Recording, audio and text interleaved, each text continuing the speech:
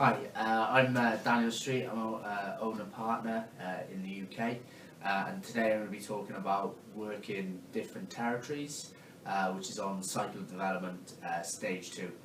I think the first thing we start with, obviously, what you're doing with work in different territories, you're making a generalisation first of all. Don't really like doing that anyway, but you're kind of assuming that certain types of people will live in sort of certain types of areas. One thing to remember with that is that you're always going to get different types of people in different areas, so just kind of be aware of that when you're in the field. You're kind of ready to deal with lots of different types of people from sort of different classes or whatever. Also, another thing to remember with work in different territories is certain products will be sort of geared towards different demographics, and so that might have a sort of an effect on how you're going to work different territories. Obviously, I'm not going to talk to you today about sort of all the different products we do across sort of Europe and the world. We're just going to kind of keep it quite brief. So how I split up the territories is I guess first of all is low income.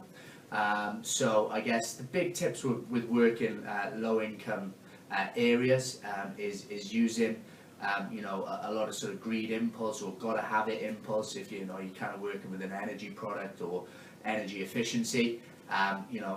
People in those sort of areas generally don't have a lot of money, so those types of impulses are going to work really well. You can be a lot more relaxed in a lower income area. It's a lot more friendly. You don't have to be as eloquent or intelligent with your sort of language. And then also, I guess, in a low-income area, those types of people are generally sort of easier to take control of. They're kind of used to being told sort of what to do, etc.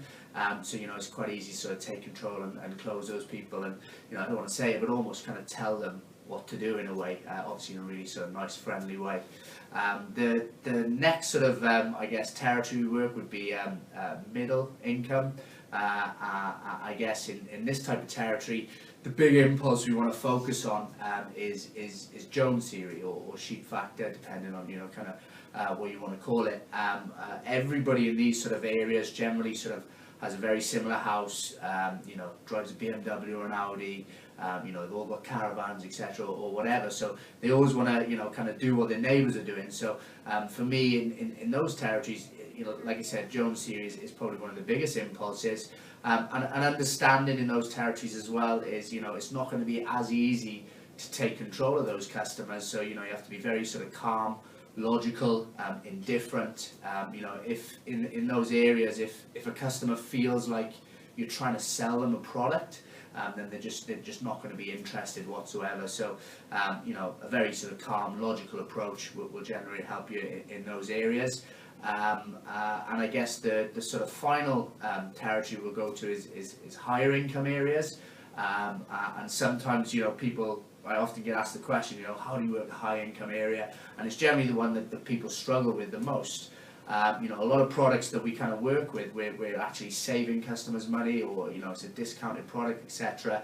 So a lot of people kind of get scared because they think that if somebody's got a lot of money, then they don't need to save money on their energy bill, or they don't need to get sort of insulation because they've got plenty of money anyway. Well, in actual fact, the reason why somebody's got lots of money is because they know how to keep hold of their money. So if you appeal to this sort of business logic in those types of areas, obviously you have to be a lot more professional, make sure your image is great, make sure you're using sort of intelligent language, you're greeting people properly, etc.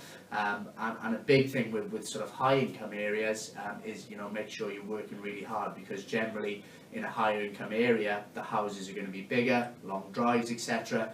So you're actually going to have to move a lot quicker to speak to sort of the amount of people that you need to speak to go and ring the bell on a daily basis. So that would be my kind of biggest tips for working those different types of territories. I think a couple of things to remember. If you're working hard in every single territory and you're speaking to enough people, you're going to find your buyers, whatever, and you're going to find those people that you can kind of connect with, and they'll understand the product you're selling, and they'll want to buy it off you. So they'll be my biggest tips for working different territories. Hope you have fun with it, and have a good day.